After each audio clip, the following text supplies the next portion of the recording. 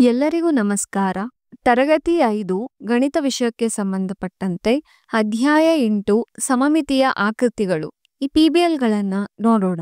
PBLನ ಹೆಸರು ಹೀಗಿದೆ: ಸಮಮಿತಿಯೊಂದಿಗೆ ಆಕೃತಿ. ಒಳಗೊಂಡ ಪರಿಕಲ್ಪನೆಗಳು: ಸಮಮಿತಿಯ ಆಕೃತಿಗಳು ಮತ್ತು ಸಮಮಿತಿಯ ರೇಖೆಗಳು. ಕಲಿಕಾ ಫಲಗಳು ಹೀಗಿವೆ: ಸಮಮಿತಿಯ ಆಕೃತಿಯನ್ನು ರಚಿಸುವುದು ಮತ್ತು ಕತ್ತರಿಸುವುದು, ಸಮಮಿತಿ ಮತ್ತು ಪ್ರತಿಫಲನದ ಸಮಮಿತಿಯನ್ನು ಅರ್ಥ ಮಾಡಿಕೊಳ್ಳುವುದು ಮತ್ತು ವ್ಯಾಖ್ಯಾನಿಸುವುದು. ಆಲೋಚಿಸಿ ಪ್ರಶ್ನೆಯು ಹೀಗಿದೆ: ನಿಮ್ಮ ಸುತ್ತಲೂ ಇರುವುದೆಲ್ಲವೂ ಸಮಮಿತಿಯಲ್ಲಿವೆಯೇ? ಈ ಪ್ರಶ್ನೆಯನ್ನು ಮಕ್ಕಳಿಗೆ ಕೇಳೋದ್ರಿಂದ ಮಕ್ಕಳನ್ನು ಈ ಚಟುವಟಿಕೆಯತ್ತ ತರಲು ಸಾಧ್ಯವಾಗುತ್ತೆ. ಈ ರೀತಿ ಬೇರೆ ಬೇರೆ ಪ್ರಶ್ನೆಯನ್ನು ಸಹ ಮಕ್ಕಳಿಗೆ ಕೇಳಬಹುದು. ಈಗ ಚಟುವಟಿಕೆ 1: ಸಮಮಿತಿಯ ಮುಖವಾಡ.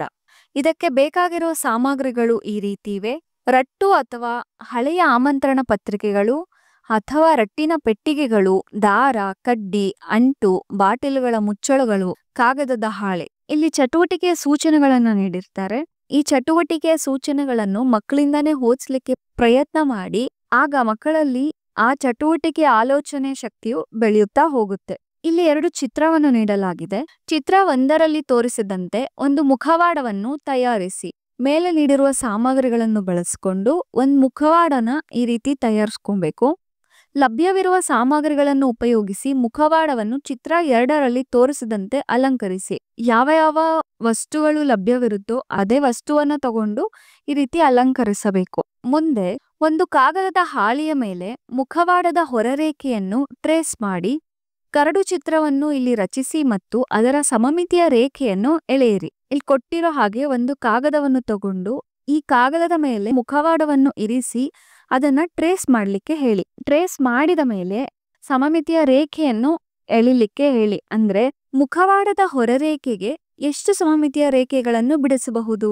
1 ಸಮಮಿತಿಯ ರೇಖೆಯನ್ನು ಬಿಡಿಸಬಹುದು ಅಂತ ಹೇಳ್ಬೋದು.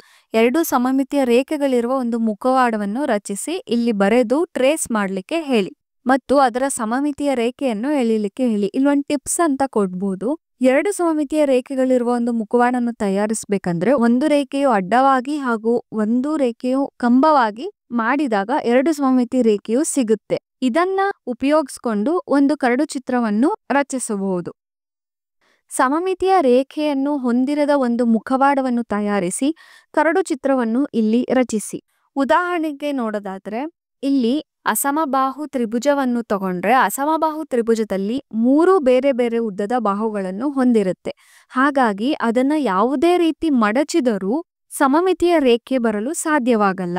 ಈ ರೀತಿ ಮೊದಲಿಗೆ ಒಂದು ಆಕೃತಿಯನ್ನು ತಗೊಂಡು ಅದರೊಳಗೆ ಮುಖವಾಡವನ್ನು ರಚಿಸ್ತಾ ಸಹ ಹೋಗ್ಬೋದು. ಇಲ್ಲಿ ಪ್ರಯತ್ನಿಸಿ ಅಂತ ನೀಡಿದ್ದಾರೆ. ಮಕ್ಕಳಿಂದನೇ ಈ ಚಟುವಟಿಕೆಯನ್ನ ಮಾಡಿಸ್ಲಿಕ್ಕೆ ಪ್ರಯತ್ನ ಮಾಡಬೇಕು. ಬೇರೆ ಬೇರೆ ಪ್ರಾಣಿಗಳು ಮತ್ತು ಪಕ್ಷಿಗಳನ್ನು ಹೋಲುವ ಮುಖವಾಡವನ್ನು ತಯಾರಿಸ್ಲಿಕ್ಕೆ ಹೇಳಿ. ಈ ಮುಖವಾಡಗಳನ್ನು ರಂಗ ಪರಿಕರಗಳಾಗಿ ಉಪಯೋಗಿಸಬಹುದು. ಧನ್ಯವಾದಗಳು.